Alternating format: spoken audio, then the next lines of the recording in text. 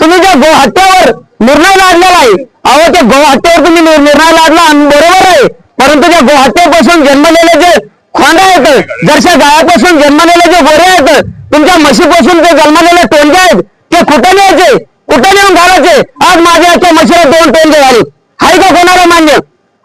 त्या 2 टोंग्यांना रोजचं 1 लिटर दूध, 100 रुपयाचं जर दूध म्हणलं तर महिन्याचं 3000 रुपयाचं दूध, वर्षभर जर सांभाळलं तर त्या टोंग्याला जे दूध गेलं 36,000 रुपयाचं गेलं. आज ते लहानचे मोठे करायचे, ते कुठे नेऊन घालायचे?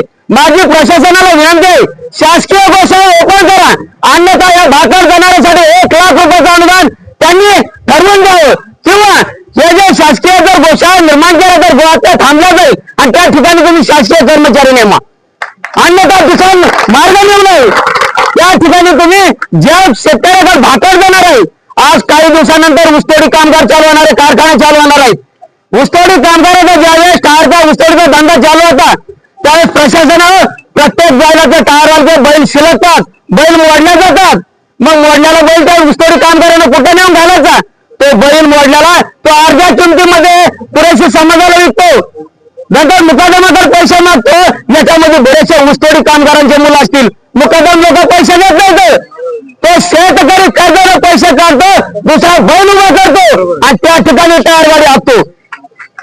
जर ही परिस्थिती जर निर्माण झाली तर शेतकऱ्याने करायचं काय? अगर असं चालू राहिले तर या जिल्हा अधिकारी कार्यालयासमोर ऊसतोडी कामगाराला फाशी घातल्याशिवाय पर्याय नाही. आजपर्यंत कर्ज बाजाराने शेतकरी फाशी घेतोय. या ठिकाणी प्रशासनात किती कर्मचारी आहेत, शेतकऱ्याचे पुत्र आहेत, ऊसतोडी कामगाराचे पुत्र आहेत, किती जण आहेत याच्यामध्ये पुरेशी समाजाला त्रास होत नाहीये. यामध्ये शेतकरी सुद्धा भरकटत चाललेला आहे, व्यापारी सुद्धा भरकटत चाललेला आहे. आज व्यापार बंद झालेले आहेत. बाजारामध्ये जाऊन बघा, जनावर 4दा येतात, पण खरेदी कोण करणार आहे? खरेदी करणारा कोणीतरी उभा पाहिजे त्या ठिकाणी, पण खरेदी करणारा नसल्यामुळे विक्रेता विकणार कोणाला आहे?